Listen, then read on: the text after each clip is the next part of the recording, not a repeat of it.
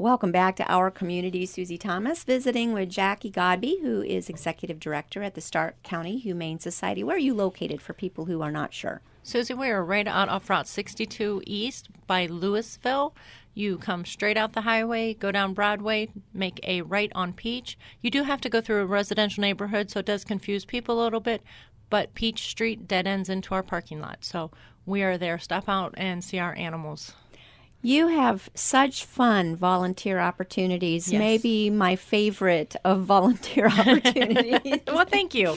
That I know when the Malone students come out every year Yeah. and do their volunteer hours into the streets, Yep. yours is the most popular. That's great. I'm glad to hear that. The freshmen in the streets, yes, every fall. They love that. So tell us what kinds of things we can do if we volunteer over at the Humane Society. When you come in to volunteer, you go through an orientation. We host that on Saturdays at 11 and 1:45. We've now also included Sundays at 1:45 because it is so popular. That way we have a little more time, can answer some one-on-one questions with the group. You can walk dogs. We color code our dogs to make it convenient for people that are coming in that may be new versus a volunteer that's been there for a couple of years. We do green, yellow, and red, just like a traffic light. Green means good with anybody, be a great way to start out. Yellow, after you get some experience with shelter dogs, and red is normally a senior volunteer or staff member. But it's not just the dogs. We also have cats, and like I said earlier, we have some guinea pigs right now. So you can come in, love the cats, play with them, walk the dogs. You can play with the little guinea pigs that we have right now, or the gerbils, excuse me, and make yourself at home. The more the merrier. What about shots and things like that that the animals are going to need? Are those things taken care of when you adopt them, or are these some of the things that you need to put into your budget when you're going to be adding a pet? Our adoption fees, Susie, are between $60 and $90. All our animals are spayed or neutered prior to adoption. They've been microchipped, depending on the age, 6 months and older for heartworm testing on the dogs, 6 months and older for the feline leukemia and AIDS testing on the cats. But they've all had their first, possibly second booster, depending on how long they've been at our shelter. They've been dewormed for round and hook. Dogs get a bordetella, which should help with the kennel cough, and rabies for anybody 3 to 4 months or older before being adopted. So when you're adopting from our shelter, we do encourage you to take them to your veterinarian within the first 2 weeks just to get a medical check over by your veterinarian and make sure that everything is good to go and clear. But when you're adopting, we've done up to that age the most that we can. My goodness. I think those are more services than people realize, because once you pay that fee, then you are covered. And then, of course, get a checkup just because that's a good idea. But Right. man alive, you really cover it. Yes, we try to make sure that when they're going into the home that you are getting a happy, healthy pet. Mm-hmm. And that, the first couple months, you're starting out with a pet, that it's not going to be everything spent on medical bills and possibly taking the animal from our shelter to somewhere and contracting a disease. So we try to protect the pets as well. And that protects the humans in the home as well. Yes, especially because some diseases are zoonotic that can be transferred from a pet to a human. But you catch that ahead of time. Mm-hmm. We do our best. Yes, and if we do miss something, you take them home, you notice something, just give us a call. We will do our best to help you. You mentioned microchipping. Is this something new? We started several years ago. We use 24-hour pet watch, and it is, for people that don't know what microchipping is, it's about the size of a rice granule that includes a number that will be placed between the shoulder blades on your pet. Now, it's not a tracking device. It's not a GPS. It is like a social security number for your pet. If you find you're walking down the road, driving down the road, and you see a dog or cat out there, you can take it to a local veterinarian's office, local PetSmart or Pet Supply Plus, to our shelter, to the dog warden. We'll scan that, and hopefully, as long as you've kept your information current with that company, we can call you and say, hey, we found your pet. Locate the owner. Mm-hmm. But that does mean someone needs to turn in a found dog. Yes. If you find a dog or a cat, you need to let the shelters, let the rescues, let the pounds do their thing, and especially advertise that you have that pet. When you find a pet, just to give it away, it's not fair, because not every dog or cat is a stray. Sometimes accidents happen. Somebody leaves the gate unlocked, or, they sneak out the door when you're carrying groceries. And so, we do make mistakes as humans for our pets by not securing that, or, the leash breaks. There are truly, ownered animals, family pets that once in a while get loose. So it is very important to try to find that family before you do anything. Are tracking devices next?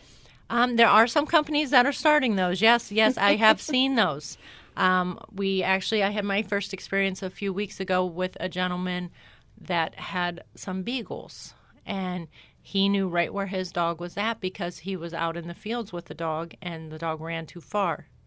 So it was amazing to me. So they are out there. We're not using them or enforcing them or anything like that, but they are possible for people to get. What is it about beagles? All the beagles I've known kind of hang at the door waiting for someone to accidentally open it, and then they are out like a shot, yes. confident that someone will pick them up and take them home Well, again. they're so cute. Who couldn't help themselves? I mean, That comes from Snoopy, I think. yes. So true. We were starting to talk about socialization and this dear little puppy that you are holding right now, who he can't be longer than 6 inches. He is so little and so cute and so comfy and cozy right now. But how is it important, and why is it important that you begin to socialize them before they go home with a family? Just so that they're used to different people and not just one person or one way. Even though we all walk a dog, we may walk a little different or take a different path, and just different smells. When we walk into a house and somebody's making tomato soup, we just smell tomato soup. That dog is smelling the tomatoes, the garlic, the pepper, the parsley, so that they're used to all the different. So it's not just getting them out and introducing them to other pets, but it's also letting them get used to different feels, touches, smells, sights. And that way they're going to adjust to that new home quicker, because a lot of animals have to decompress a little bit when they first leave a shelter. So they're not thrown for a loop. Right.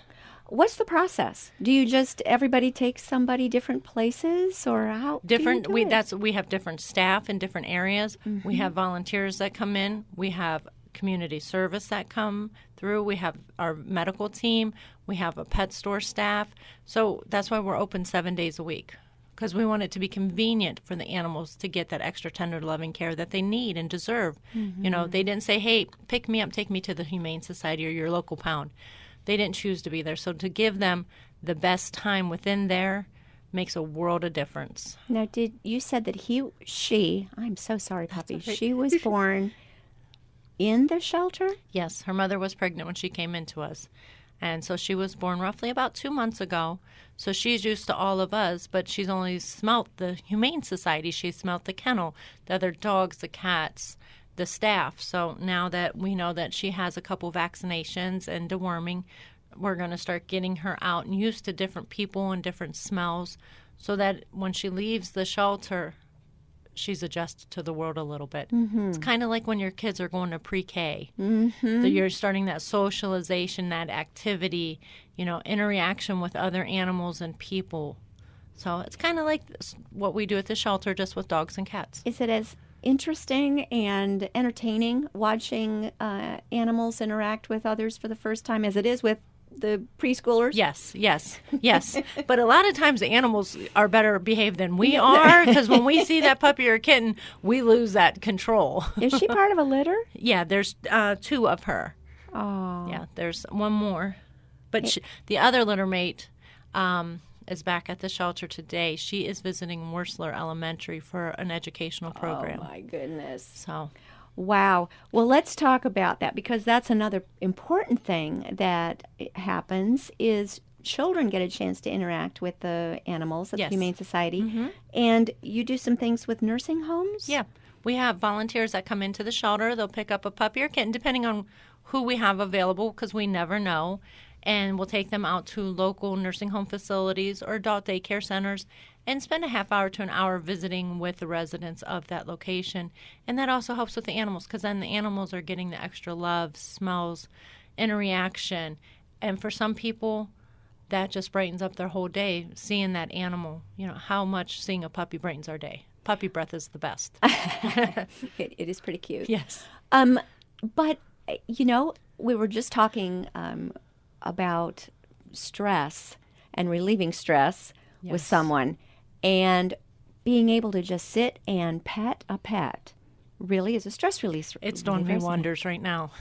So, for you and for yeah. See, and for you the see how puppy. this is working today. So no, it does. Animals do definitely help with any type of stress or depression.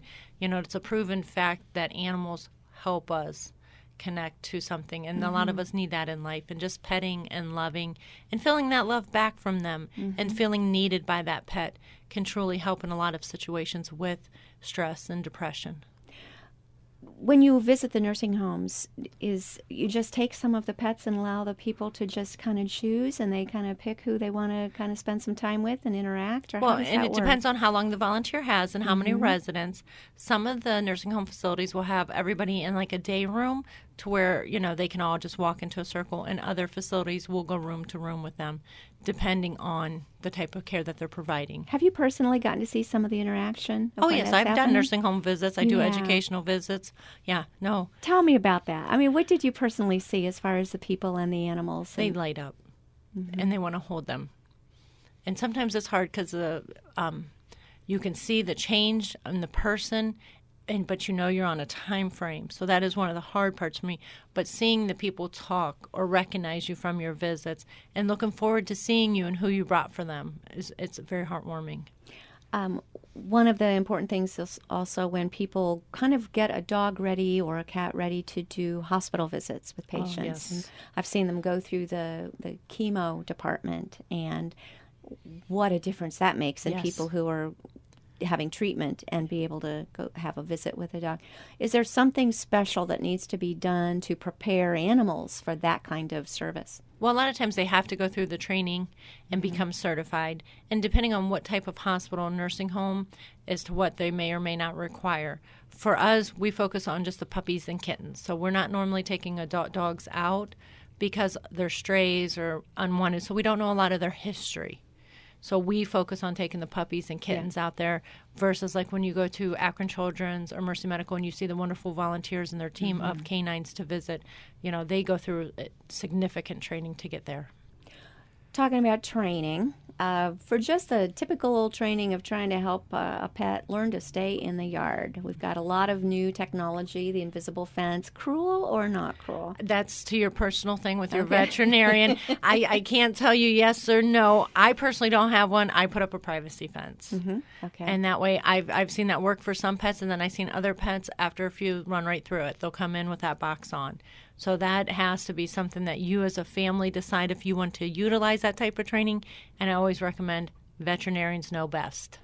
All right. Well, there's just so much thought of this, and we know a lot of people have looked in their stocking or under the tree today and are welcoming a new dog or cat into their family. Jackie, what can they do to get more information from you and from the Humane Society? Because you are a wealth of information. Well, thank you. I appreciate that. They can go to our website at starkhumane.org. We also have a very active Facebook page at Stark County Humane Society. It is a business page, so you just have to click like to follow it. And we share as much as we can as far as animals coming in, adoptions, events, anything like that. We're very active on Facebook, and we just recently started a Twitter and an Instagram. So Wow. we're coming to the new millennium. You are out there on social media, all platforms. Yes. Executive Director Jackie Godby, Stark County Humane Society. Thank you for all you do in our community. Thank you for having me, Susie. Happy holidays. Merry Christmas. Merry Christmas. Boom! Yay! She's sound asleep. Oh my gosh. How about that? Isn't that amazing? From I don't know how she's sleeping with my stomach. It probably sounds like a dinosaur beside her. oh my gosh, that is so